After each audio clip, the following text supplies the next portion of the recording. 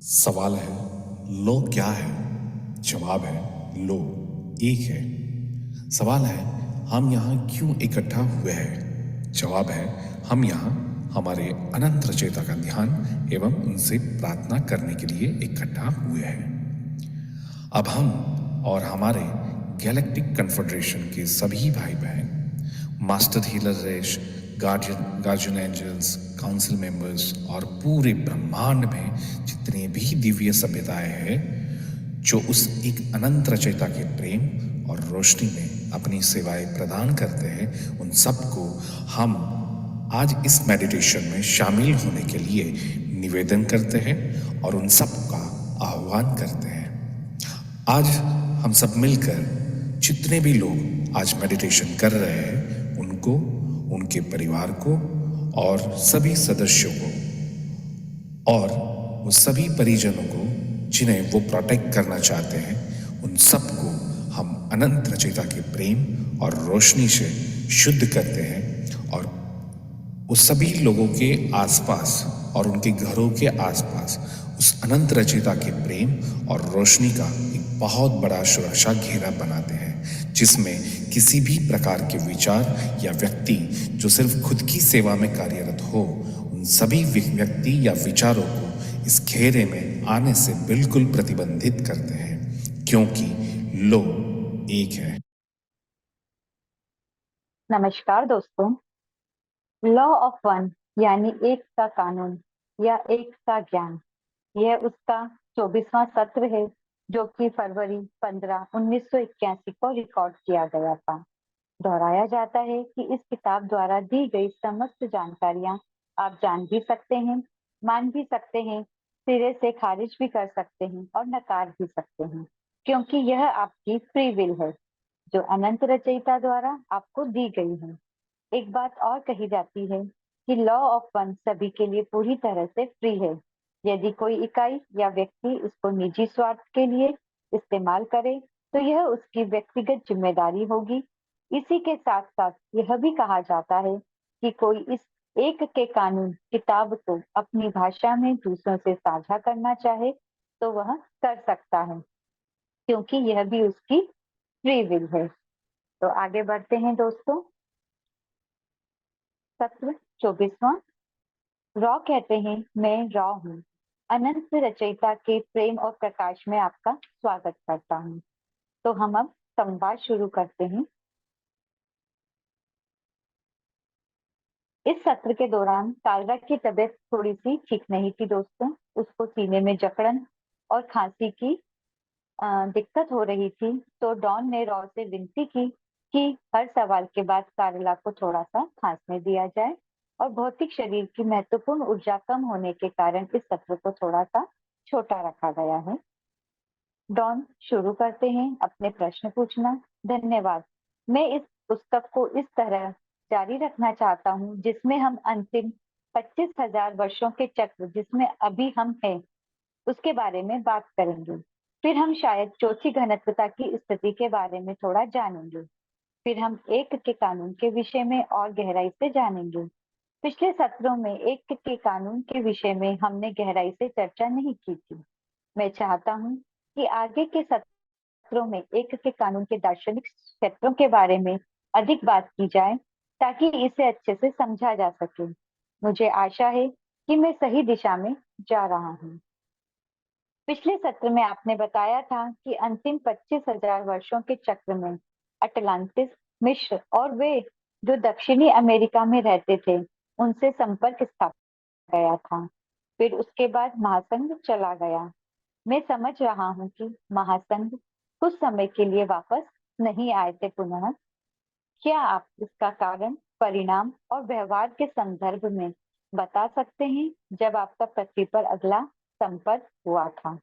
Don जानना चाहते हैं कि आप जब चले गए थे उसके पश्चात जब आप पुनः आए तो क्या आप मुझे इन सब के कारण और परिणाम बताना चाहेंगे?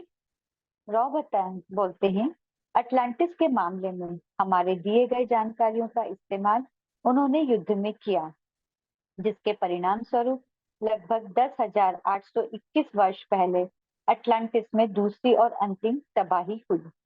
इस कारण कई कई लोग उत्तरी अफ्रीका के रेगिस्तान की तरफ विस्थापित हो गए, जहां पहले से ही कुछ अटलांटिस के लोग पहले युद्ध के बाद चले गए थे। विस्थापित हो गए अर्थात वहां पर चले गए। युद्ध के कारण पृथ्वी में परिवर्तन जारी रहा। परमाणु बम और अन्य क्रिस्टल के हथियारों के कारण धरती का एक बड़ा हिस्सा पानी के अंदर डूब गया था। ये लगभग 9600 वर्ष पहले की घटना है। कंटिन्यू युद्ध चलता ही जा रहा था दोस्तों। तो 9600 वर्ष पूर्व जो अटलांटिस था वो पूरा का पूरा पानी में डूब गया था। मिस्र तथा दक्षिण अमेरिका में किए गए प्रयोगों के परिणाम हालांकि व्यापक रूप से विनाशकारी नहीं थे, परंतु वो महासंघ के असली इरादों से बहुत दूर थे।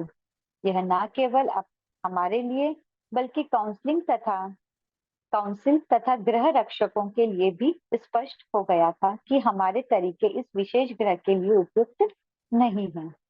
इस प्रकार हमारा व्यवहार अब और सावधानी पूर्वक सोच विचार करके और रचनात्मक रूप से उन तरीकों की निरंतर खोज थी जिसके द्वारा हमारी इकाइयां संपर्क कर सके तथा वह सेवा में कम से कम विकृत हो, और इन सबसे ऊपर हमारी जानकारियों को साझा करने में हमारे इरादे कम से कम विकृत तथा विपरीत होने की संभावना हो। डॉन कहते हैं, धन्यवाद। तब मुझे लगता है कि महासंघ कुछ समय के लिए पृथ्वी से दूर रहे। महासंघ ने अगला संपर्क किस स्थिति में बनाया? जॉन ये जानना चाहते हैं। रॉ कहते हैं, मैं रॉ हूँ। लगभग 3600 साल पहले ओराइन समूह के आगमन में तेजी आई।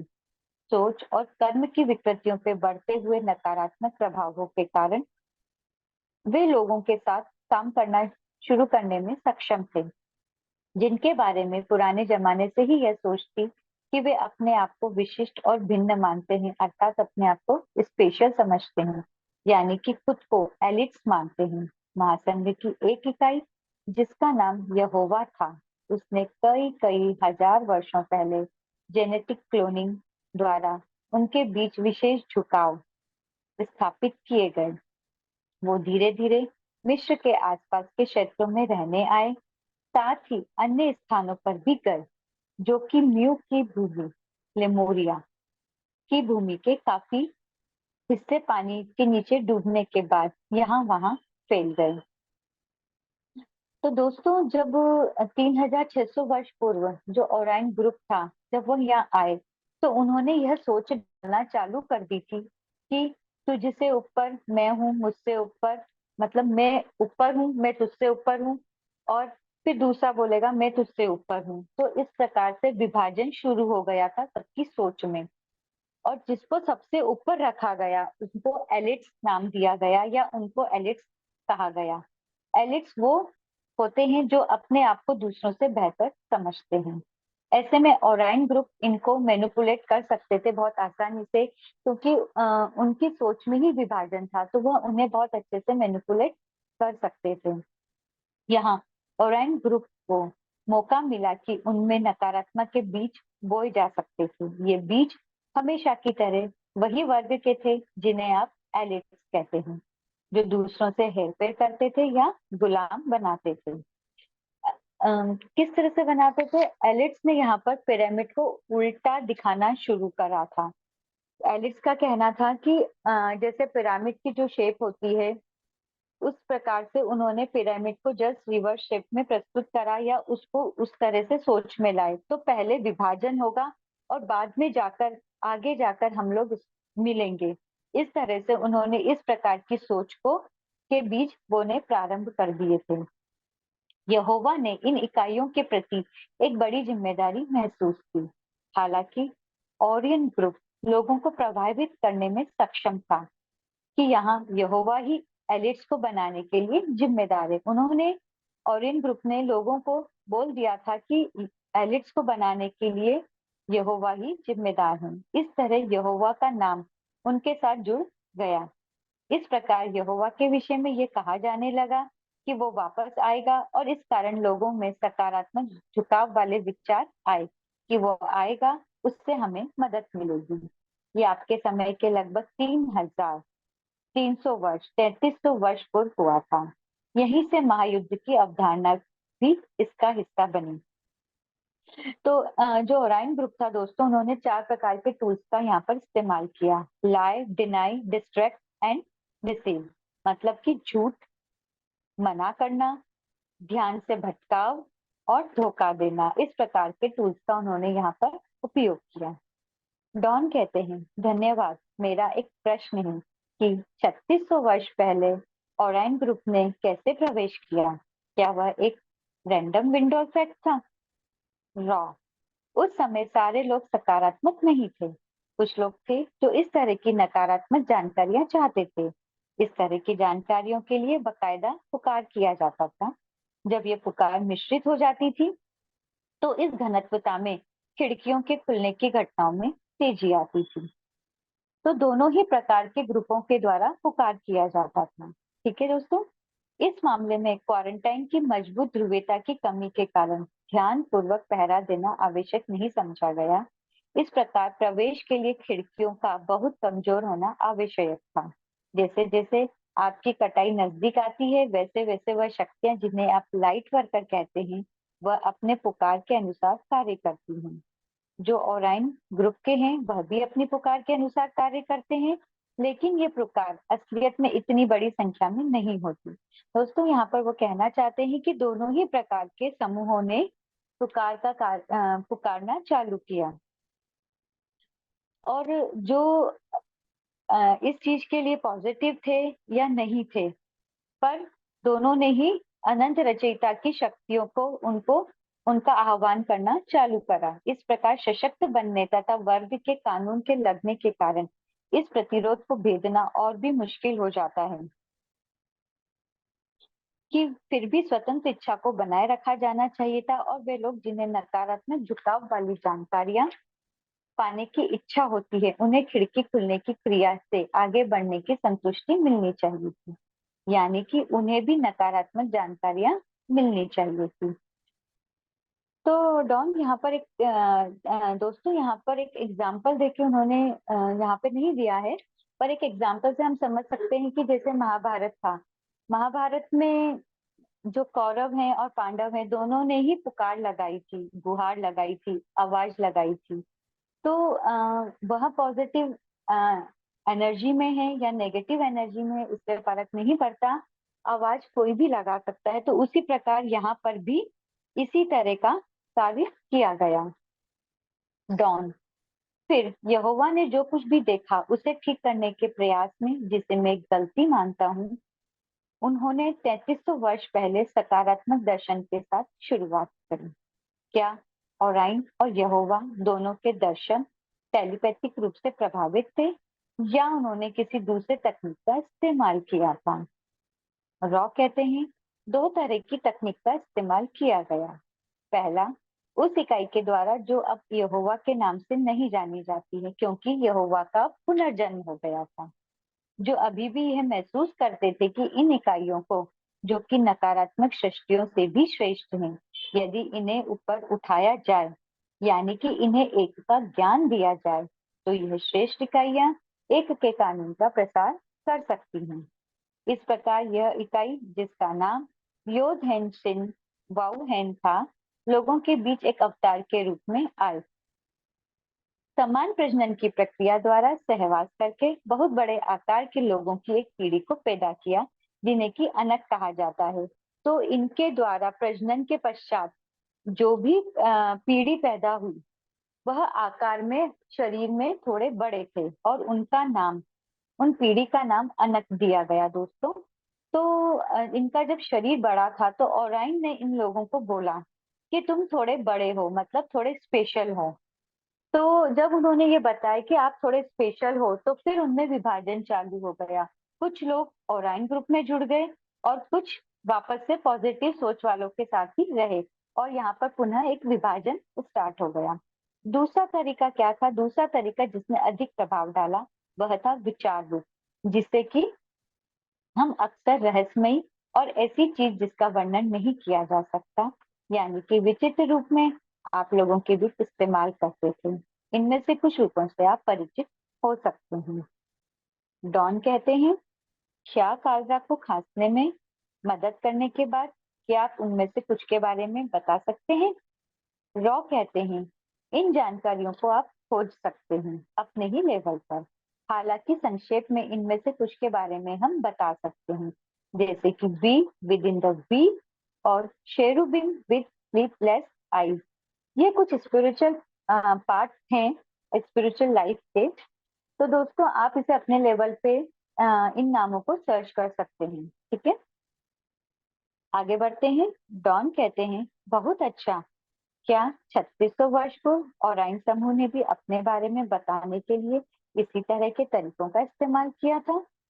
रॉ, यह समूह या साम्राज्य ने उस समय आपके आसमानों में एक दूत को भेजा था।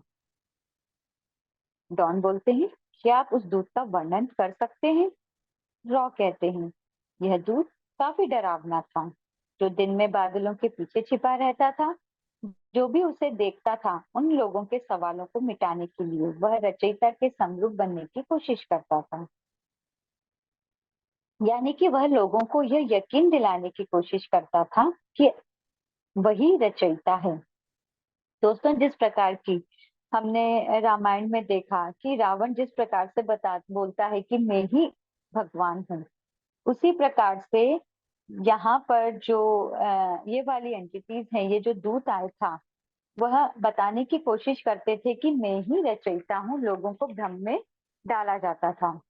डॉन कहते हैं, और फिर उन डरावने बादलों को देखने के बाद यह इकाइयां किस तरह प्रभावित हुई या इन तक जानकारियां कैसे पहुंची?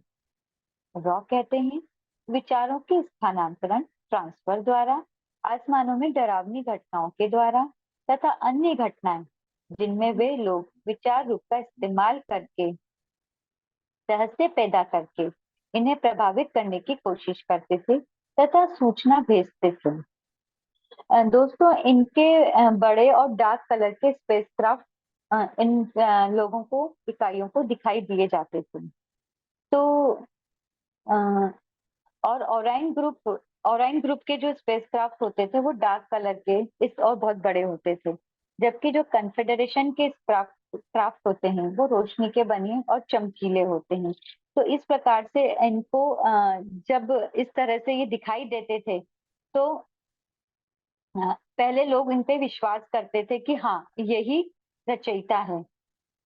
डॉन कहते हैं, क्या इस युग में या उसके तुरंत बाद कोई पैगंबर प्रॉफिट आए थे जिन्हें अब हम जानते हैं? डॉन कहते हैं, रॉ कहते हैं, लगभग 3000 वर्ष पहले जो साम्राज्य के लोग थे, वे लंबे समय तक अपनी उपस्थिति नहीं बना पाए और मजबूरन उन्हें शारीरिक रूप से आपके आसमानों को छोड़ने का निर्णय लेना पड़ा और वह वहां से चले गए। इन तथाकथित पैगंबरों को अक्सर उनके द्वारा नकारात्मक जानकारियां दी जाती थी, परंतु सबसे बुरा जो ओराइन समूह कर सकता था वो था पैगंबरों द्वारा कयामत की बातों को लोगों तक पहुंचाना, क्योंकि भविष्यवाणी करना पैगंबरों का व्यवसाय था। वह अपने लोगों से प्रेम करते थे तथा केवल लोगों की और रचयिता की ही सेवा करना चाहते थे।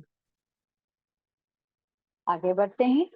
डॉन पुनः प्रश्न करते हैं, क्या आप मुझे बता सकते हैं कि आप जैसा कह रहे हैं ओरियन समूह कुछ सकारात्मक पैगंबरों के दिमाग को प्रदूषित करने में सफल रहा तथा उन पैगंबरों ने कयामत के संदेश कैसे फैलाए? रॉ कहते हैं, हाँ, ये सही है। आपका अगला सवाल इस सत्र का अंतिम और बड़ा सवाल होगा। डॉन कहते हैं, क्या आप मुझे बता सकते हैं कि ओराइन समूह को बाद में क्यों छोड़ना पड़ा? मेरा मानना है कि यह लगभग 600 वर्षों की अवधि थी जब वो यहाँ आए थे। फिर उन्हें यहाँ का छोड़ना पड़ा? रॉ कहते हैं, जिन्होंने ओराइन ग्रुप को बुलाया था, उन्हें ओराइन समूह ने यह आभास दिलाया कि वे एलिट समूह के हैं। फिर जैसा कि आप जानते हैं, जब लोग दूसरी जगहों पर प्रवास करने लगे, तब इन लोगों का काफी फैलाव होने लगा, जिससे वो विनम्र और अधिक सम्मानित नस्ल बन गए, जो कि कम युद्ध प्रिय थे, अर्थात उन्हें युद्ध नहीं पसंद था, वह शांति प्रिय थे तथा एक रचयिता के प्रेम और दयालुता के बारे में और अधिक जागरूक थे। परंतु उनकी रचना ही कुछ इस तरह की हुई थी उनका रुझान न चाहते हुए भी कुछ हद तक युद्धप्रिय हो गया था तथा उनका झुकाव कुछ हद तक दूसरों को गुलाम बनाने का भी था। लेकिन वह स्वयं अपनी आनुवंशिक श्रेष्ठता कहें या कमजोरी के कारण ओरियन समूह के निशाने पर थे और एक तरह से उनके गुलाम ही बन गए थे। इस प्रकार उनके पड़ोसियों, उनके परिवार और उनके एक रचयिता के प्रति उनमें कृतज्ञता, ग्रेटिट्यूड की भावना उनमें आने लगी तथा एलिट्स होने की भावना धीरे धीरे कम होने लगी। जब एलिट्स होने की भावना कम होने लगी दोस्तों, तो उनका दूसरों पर शक्ति दिखाने की विकृति भी अपने आप कम होने लगी और वे एलिट्स होने से दूर होने लगे। तो ओराइन का जो तरीका था कि फूट डालो राज करो, युद्ध और विभाजन पर ही ये स्पेशली काम करते थे, इनका यही एक फंडा था। तो जब ये पुनः आए और उन्होंने देखा कि यहाँ पर लोगों में अब कृतज्ञता की भावना, प्रेम और शांति की भावना होने लगी है, तो धीरे धीरे यह दूर होने लगे। डॉन कहते हैं ये बहुत महत्वपूर्ण नहीं है, लेकिन मुझे वास्तव में यह जानने की दिलचस्पी है कि क्या ड्वाइन आइजनहावर करीब 1950 में महासंघ या ओराइन समूह से मिले थे। दोस्तों, ये जो ड्वाइन आइजनहावर हैं, ये अमेरिका के प्रेसिडेंट हुआ करते थे। तो रॉ बोलते हैं जिनके बारे में आप पूछ रहे हैं वह विचार रूप से मिले थे, मतलब थॉट फॉर्म में उनसे मिले थे, जो बिल्कुल तीसरी घनत्वता की इकाइयों की तरह ही लग रहे थे। वह एक परीक्षा थी। परीक्षा किस लिए थी? देखिए, हम महासंघ यह देखना चाहते थे कि क्या होगा यदि एक अत्यंत सकारात्मक, झुकाव वाला, सरल और सौहार्दपूर्ण व्यक्ति, जिसकी सत्ता के प्रति कोई विकृति नहीं है, शांतिपूर्ण जानकारी तथा उससे जुड़ी संभावनाओं के साथ कैसे जुड़ेगा। यह एक परीक्षा थी। हमने यह पाया कि उस इकाई को नहीं लगता था जो उसके नीचे काम कर रहे हैं वह दूसरी दुनिया के लोगों या उसके दर्शन के साथ डील कर सकते हैं। तो दोस्तों, यहाँ पे केवल उस प्रेसिडेंट की इच्छा से नहीं था, यहाँ पर उसके जो नीचे काम करने वाले लोग हैं उनकी भी ज्यादा चलती थी, उनका ज्यादा बोलबाला था। तो वह नहीं चाहते थे कि दूसरी दुनिया के लोग आए और डील करें। इस प्रकार हुए समझौते ने उन्हें अपने रास्ते जाने की अनुमति दी। वैसे ही हम में से भी बहुत ही शांत अभियान के द्वारा हमारे लोगों को हमारी उपस्थिति के बारे में धीरे धीरे सचेत करना जारी रखा था। हालांकि इस घटना ने इस योजना में अड़चनें पैदा कर दी थी। इस सत्र को समाप्त करने से पहले क्या कोई छोटा सवाल है? डॉन कहते हैं, एकमात्र सवाल जो इसके साथ जुड़ा है, क्या कोई दुर्घटनाग्रस्त अंतरिक्ष यान था और क्या अब उसके सैन्य संस्थान में उनके छोटे शरीर रखे हुए हैं? दोस्तों, रॉयजल में 2 स्पेसक्राफ्ट क्रैश हुए थे और उनमें कुछ एंटिटीज भी मिली थी जो करीब 3 फीट की, उनकी हाइट 3 फीट करीब की थी।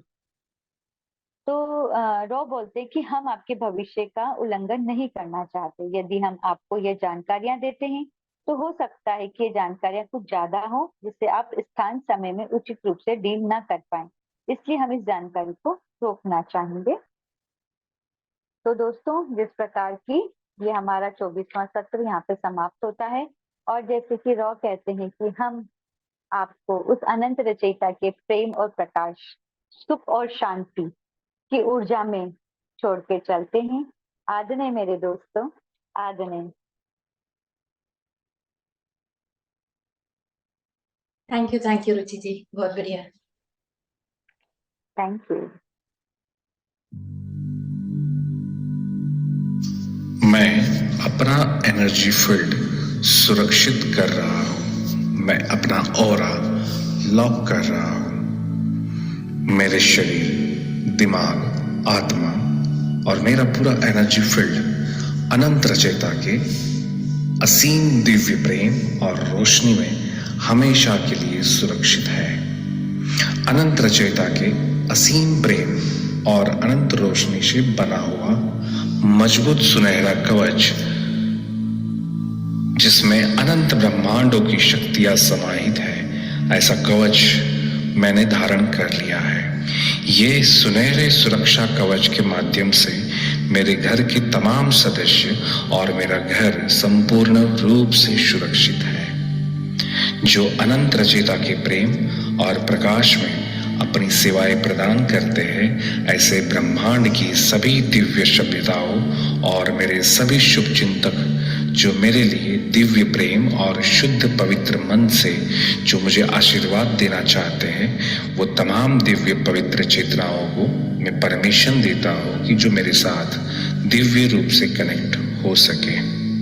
बाकी तमाम प्रकार के वस्तु, विचार, व्यक्ति जो खुद की सेवा में ही कार्यरत हो, ऐसे अपवित्र भावनाओं से मेरे एनर्जी फील्ड में आना चाहे, उन तमाम एंटिटी या विचारों के उन रूपों को मैं प्रतिबंधित करता हूँ, क्योंकि ये मेरी फ्री विल है और यही अनंत रचयिता के एक का कानून है। I am protected. I am protected. I am protected. Thank you so much.